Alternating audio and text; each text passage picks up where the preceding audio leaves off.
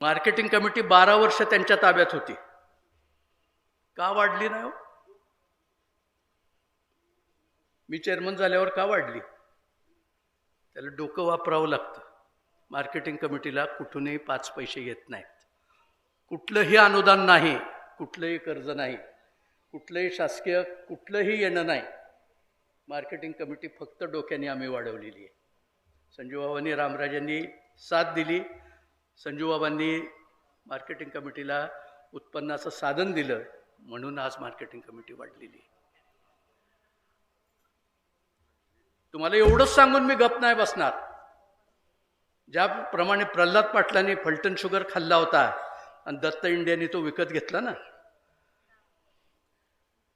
तसं स्वराज दूध डेअरी रणजितनी विकली. ती पण XYZ विकत घेणार आहे. ती पण NCLTला निघालेली आहे आणि ती पण तुम्हाला आपल्याकडेच दिसेल, एवढं मात्र तुम्हाला मी सांगतो. आणि ही गोष्ट तुम्हाला येणाऱ्या काळात झालेली दिसेल.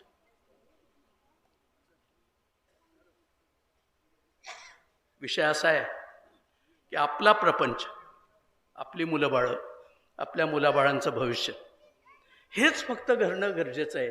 रामराजन, संजूबाबा, पिट्टूबाबा यांचं काय झालं याचा विचार तुम्ही फार करू नका. आपल्या प्रपंचाला कोण योग्य आहे एवढंच बघा. आपल्या पोराबाळांना जेलमध्ये कोण घालणार नाही एवढंच बघा. आपल्या मुलीबाळींची संपदा मुंडे कोण करणार नाही हे बघा. आपला आगवणे होणार नाही एवढी काळजी घ्या. 1000 लोकांच्या कार्यकर्त्यांच्या नावावर कर्ज काढलेली ही माणसं, असं कोणी करतं का? कोणी कामगारांच्या नावावर कर्ज घेतं का? परंतु हे असंच चालतं. संजूबाबांनी सरी घातली की ह्यांनी दोरी घालायची, हा प्रकार होताच. एक दिवस हा फुगा फुटल आणि मग 1592च राहिली तर तालुक्यात. तो काय चुकायचा नाही. तुमच्या सेवेला रामराजे या तालुक्यात पुन्हा होणे नाही. रामराजांच्या आयुष्यातली ही शेवटची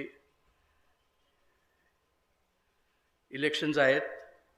यात साथ द्या एवढीच विनंती आज या ठिकाणी करणार आहे.